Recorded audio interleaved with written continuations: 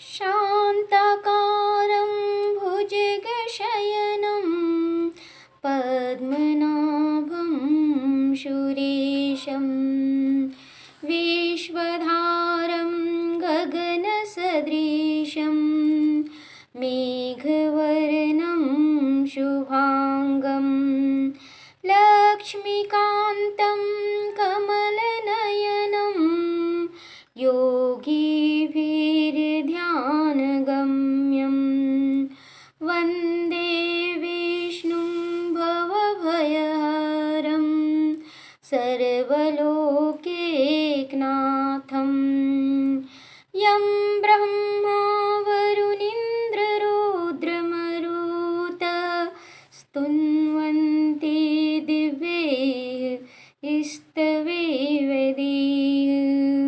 शाङ्गपदक्रमोपनिषेद गायन्ति यं सामगाः ध्यानवस्थिततद्गतिं मनसा पश्यन्ति यं योगिनो यशान्तं न विदुः सुरासुरगणा देवाय तस्मै नमः। ॐ नमो नारायणाय। ॐ नमो भगवते वासुदेवाय।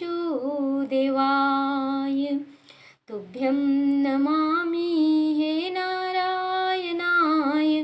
तुभ्यं नमामि हे जगदीश्वराय। हे शान्तिकारं तुभ्यं नमामि। हे लक्ष्मीकान्तं तुभ्यं नमामि।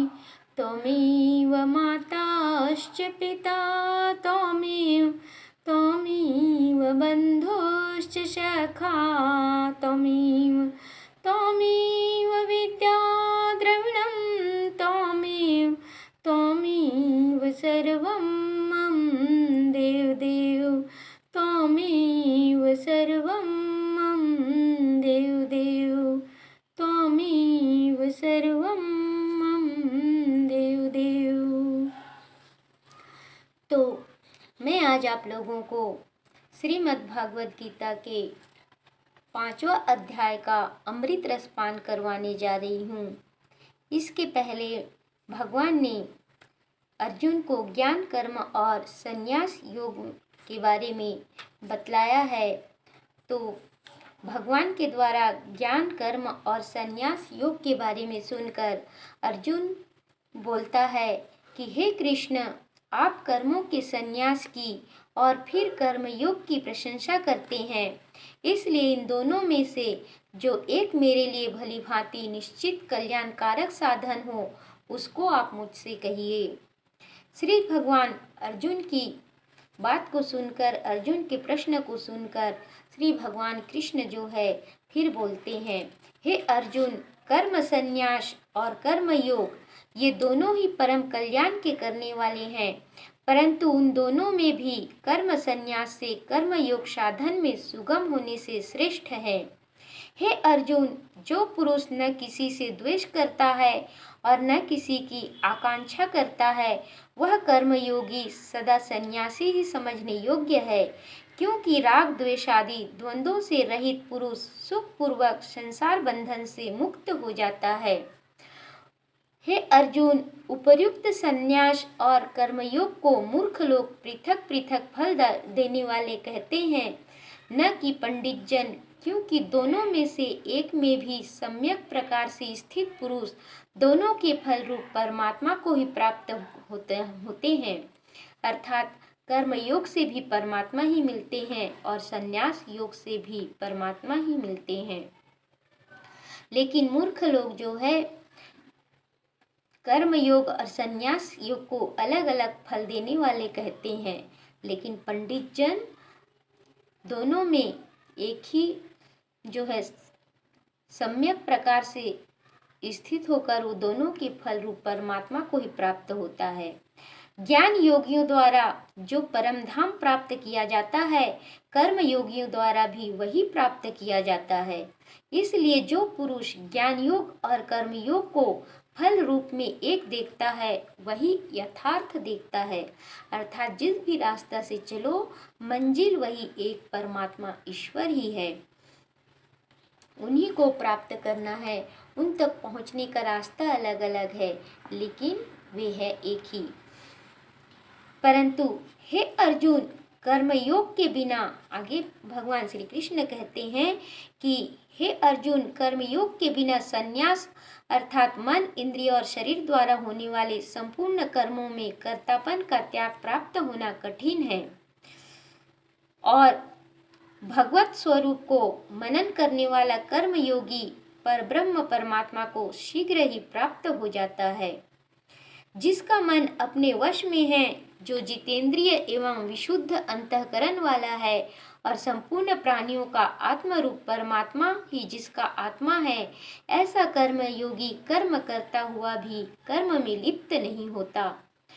हे अर्जुन, तत्व को जानने वाला सांख्य योगी जो देखता हुआ, सुनता हुआ, स्पर्श करता हुआ, सूंघता हुआ, भोजन करता हुआ, गमन करता हुआ, सोता हुआ, श्वास लेता हुआ, बोलता हुआ, त्यागता हुआ, ग्रहण करता हुआ तथा आँखों को खोलता और मूंदता हुआ भी सब इंद्रियां अपने अपने अर्थों में बरत रही है, इस प्रकार समझकर वह जो है निस्संदेह ऐसा माने कि मैं कुछ भी नहीं करता हूँ। जो पुरुष सब कर्मों को परमात्मा में अर्पण करके और आसक्ति को त्याग कर कर्म करता है, वह पुरुष जल से कमल के पत्ते की भांति पाप से लिप्त नहीं होता है। अर्थात जिस प्रकार कमल का पत्ता जल में लिप्त नहीं होता है, जल से लिप्त नहीं होता है, जल से भीगता नहीं है, उसी प्रकार जो पुरुष सब कर्मों को परमात्मा में अर्पण करके और आसक्ति को त्याग कर कर्म करता है, वह उस कर्म के फल से निर्लिप्त रहता है, उस कर्म फल में वो लिप्त नहीं होता है। कर्म योगी ममत्व बुद्धि रहित हो केवल इंद्रिय, मन, बुद्धि और शरीर द्वारा भी आसक्ति को त्याग कर अंतःकरण की शुद्धि के लिए कर्म करते हैं। हे अर्जुन, जो कर्मयोगी ममत्व बुद्धि रहित केवल इंद्रिय, मन, बुद्धि और शरीर द्वारा भी आसक्ति को त्याग कर अंतःकरण की शुद्धि के लिए कर्म करते हैं, कर्मयोगी कर्मों के फल का त्याग करके भगवत प्राप्ति रूप शांति को प्राप्त होते हैं और सकाम पुरुष कामना की प्रेरणा से फल में आसक्त होकर कर्म फल में बंध जाता है। अंतःकरण जिसके वश में है, ऐसा सांख्य योग का आचरण करने वाला पुरुष न करता हुआ और न करवाता हुआ ही नौ द्वारों वाले शरीर रूप घर में सब कर्मों को मन से त्याग कर आनंद पूर्वक सच्चिदानंद घन परमात्मा के स्वरूप में स्थित रहता है। हे अर्जुन, परमेश्वर मनुष्यों के न तो कर्तापन की, न कर्मों की और न कर्म फल के संयोग की ही रचना करते हैं, किंतु स्वभाव ही बरत रहा है। सर्वव्यापी परमेश्वर भी न किसी के पाप कर्म को और न किसी के शुभ कर्म को ही ग्रहण करता है, किंतु अज्ञान के द्वारा ज्ञान ढका हुआ है, उसी से सब अज्ञानी मनुष्य मोहित हो रहे हैं। हे अर्जुन, जिनका वह अज्ञान परमात्मा के तत्व ज्ञान द्वारा नष्ट कर दिया गया है, उनका वह ज्ञान सूर्य के सदृश उस सच्चिदानंद घन परमात्मा को प्रकाशित कर देता है। जिनका मन तद्रूप हो रहा है, जिनकी बुद्धि तद्रूप हो रही है और सच्चिदानंद घन परमात्मा में ही जिनकी निरंतर एक ही भाव से स्थिति है, ऐसे तत्परायण पुरुष ज्ञान के द्वारा पाप रहित होकर अपुनरावृत्ति को अर्थात परम गति को प्राप्त होते हैं। वे ज्ञानी जन विद्या और विनयुक्त ब्राह्मण में तथा गौ, हाथी, कुत्ते और चांडाल में भी समदर्शी ही होते हैं। जिनका मन समभाव में स्थित है, उनके द्वारा इस जीवित अवस्था में ही संपूर्ण संसार जीत लिया गया है, क्योंकि सच्चिदानंद घन परमात्मा निर्दोष और सम है, इससे वे सच्चिदानंद घन परमात्मा में ही स्थित है। जो पुरुष प्रिय को प्राप्त होकर हर्षित नहीं हो और अप्रिय को प्राप्त होकर उद्विग्न न हो, वह स्थिर बुद्धि संशय रहित ब्रह्मवेत्ता पुरुष सच्चिदानंद घन पर ब्रह्म परमात्मा में एक ही भाव से नित्य स्थित है। बाहर के विषयों में आसक्ति रहित अंतःकरण वाला साधक आत्मा में स्थित जो ध्यान जनित सात्विक आनंद है उसको प्राप्त होता है। तदंतर हे अर्जुन, वह सच्चिदानंद घन पर ब्रह्म परमात्मा के ध्यान रूप योग में अभिन्न भाव से स्थित पुरुष अक्षय आनंद का अनुभव करता है। जो ये इंद्रिय तथा विषयों के संयोग से उत्पन्न होने वाले सब भोग हैं, यद्यपि विषयी पुरुषों को सुख रूप भासते हैं तो भी दुख के ही हेतु हैं और आदि अंत वाले अर्थात अनित्य है। हे अर्जुन, इसीलिए बुद्धिमान विवेकी पुरुष उनमें नहीं रमते। जो साधक इस मनुष्य शरीर में शरीर का नाश होने से पहले पहले ही काम क्रोध से उत्पन्न होने वाले वेग को सहन करने में समर्थ हो जाते हैं, वही पुरुष योगी हैं और वही पुरुष सुखी हैं। हे अर्जुन, जो पुरुष अंतरात्मा में ही सुख वाला है, आत्मा में ही रमन करने वाला है तथा जो आत्मा में ही ज्ञान वाला है, वह सच्चिदानंद घन परब्रह्म परमात्मा के साथ एक ही भाव को प्राप्त सांख्य योगी शांत ब्रह्म को प्राप्त होता है। जिनके सब पाप नष्ट हो गए हैं, जिनके सब संशय ज्ञान के द्वारा निवृत्त हो गए हैं, जो संपूर्ण प्राणियों के हित में रत हैं और जिनका जीता हुआ मन निश्चल भाव से परमात्मा में स्थित है, वे ब्रह्मवेत्ता पुरुष शांत ब्रह्म को प्राप्त होते हैं। काम क्रोध से रहित जीते हुए चित्त वाले पर ब्रह्म परमात्मा का साक्षात्कार किए हुए ज्ञानी पुरुषों के लिए सब ओर से शांत पर ब्रह्म परमात्मा ही परिपूर्ण है।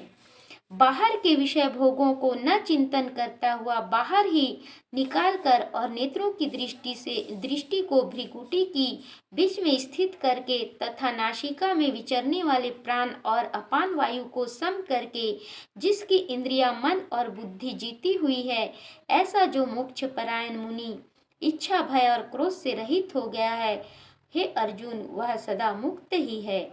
मेरा भक्त मुझको सब यज्ञ और तपों का भोगने वाला संपूर्ण लोकों के ईश्वरों का भी ईश्वर तथा संपूर्ण भूत प्राणियों का सुहृद अर्थात स्वार्थ रहित दयालु और प्रेमी ऐसा तत्व से जानकर शांति को प्राप्त होता है।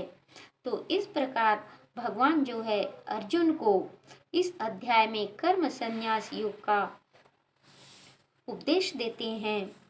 तो यह अध्याय यहीं पर समाप्त होता है। आगे के अध्याय अगले दिन। ओम नमो नारायणाय। ओम नमो भगवते वासुदेवाय।